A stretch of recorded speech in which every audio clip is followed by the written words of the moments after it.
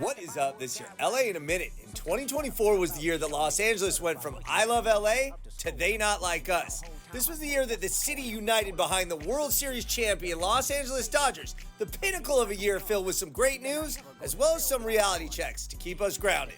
So what were the biggest stories? This is your LA Year in Review for 2024. Let's get into it. Though Compton's Kendrick Lamar, aka K-Dot, released They Not Like Us as a battle track, it became the anthem and the soundtrack to Los Angeles throughout the entire year. The year started with the Space Shuttle Endeavour going vertical outside of the California Science Museum, the first ever display of a fully stacked space shuttle outside of NASA. But the beginning of the year was also cold and rainy, with near record rains that threatened to overflow the LA River. And though Dodger fans were celebrating signing the game's biggest superstar, Shohei Ohtani, a gambling debt tied to his interpreter threatened to undermine the entire season. A distraction from the Ohtani news came by the way of the graffiti monument, the abandoned Oceanwide Plaza in downtown Los Angeles, which were two major towers that were covered by graffiti, both celebrated and denigrated by people throughout LA.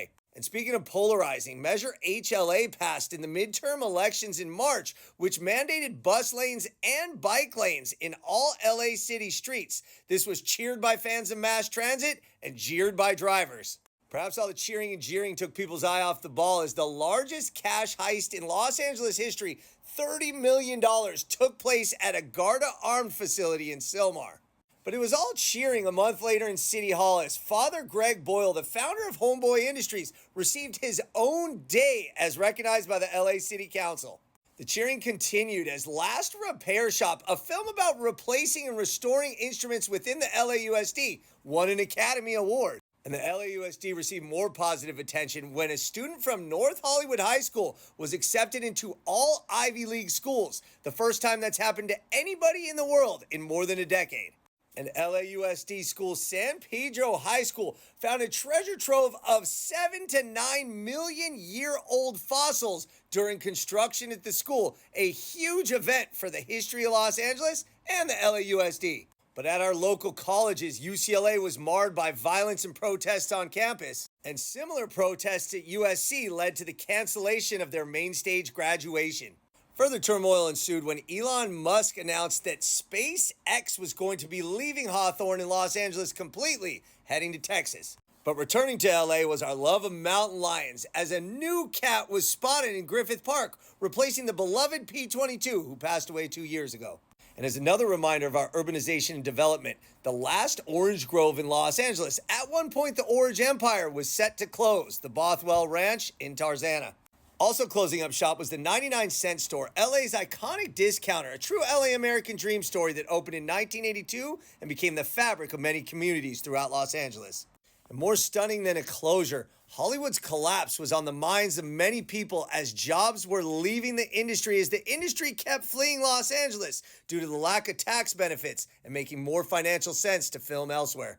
But in a counterpoint to that, for the first time since 2018, the LA official homeless count found less people living on Los Angeles streets than the year prior. That's great news for fans of the Olympics, as the 2024 Olympics in Paris gave way to LA 28, when Tom Cruise met Mayor Karen Bass and Simone Biles to hand off the Olympic flag. Also looking ahead were voters who voted in Nathan Hochman to replace embattled DA George Gascon. Around the same time, LAPD swore in a new police chief, Jim McDonnell. Again, both reactions to LA's new approach on crime. Another swearing in saw a Senator, Adam Schiff, from the San Fernando Valley.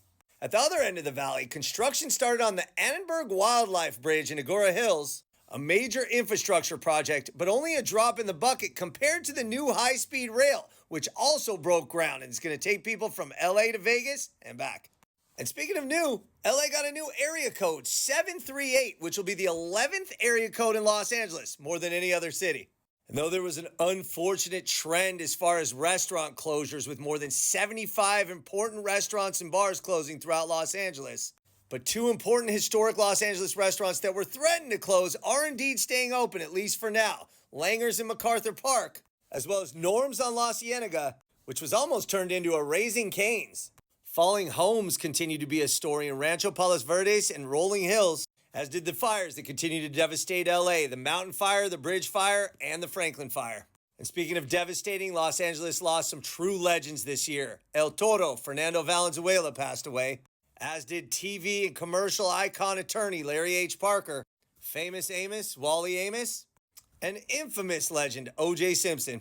Getting a fresh start this year was the Intuit Dome in Inglewood, one of the most technologically advanced arenas anywhere in the world, which could be contrasted to the temporary closing of Jackie Robinson Stadium where UCLA plays baseball due to a long-standing dispute with the Veterans Administration and their lease.